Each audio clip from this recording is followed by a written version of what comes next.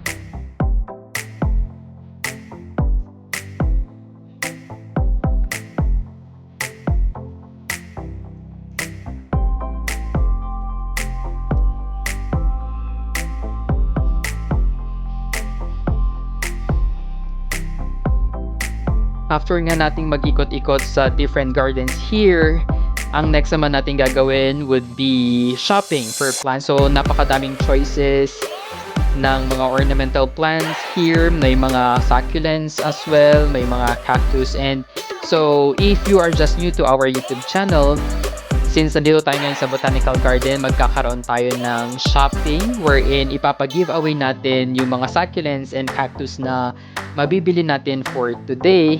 So don't forget to subscribe and comment anything below for you to be one of the lucky winners ng ating ipapag-giveaway. And yes, it's gonna be free shipping kahit nasa Luzon, Visayas, or Mindanao ka pa.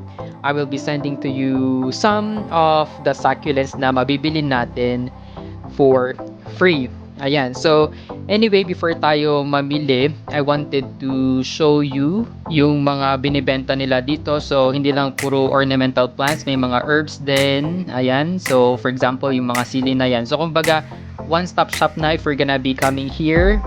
May mga prices na din para hindi na kayo mahirapan magtanong sa mga sellers. Yung mga cactus nila would depend syempre sa size and variety. Kasama na rin itong mga succulents, yung iba tag 25 pesos lang, yung iba tag 50, tag 100. Or yung iba naman, syempre, mas mahal na, tagpa 500. Yun yung mga rare na mga succulents. And so, tanungin natin yung isang seller dito kung magkano na nga ba yung mga bentahan nila. So, yung Madiba na yan is 150 pesos. Pero kung mas maliit daw, it's only 100 pesos. Yan si dinner plate 100 na din. Buhaba, no? Oo nga. Collection. Ayun nga yun. Hindi kasi alam ng turista din ng Mga ano, ang pupunta dapat dito yung mga marunong ate para, uy, mura yun. Uy, mahal yun. meron din nakakaalam, hindi na sila tumatawag.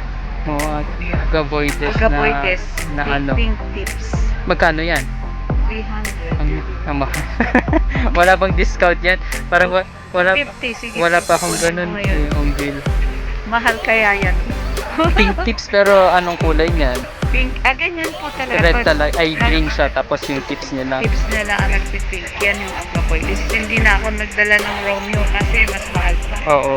Unexpectedly, yung mga prices dito is not that expensive. Kasi iniisip ko nasa loob tayo ng Botanical Garden.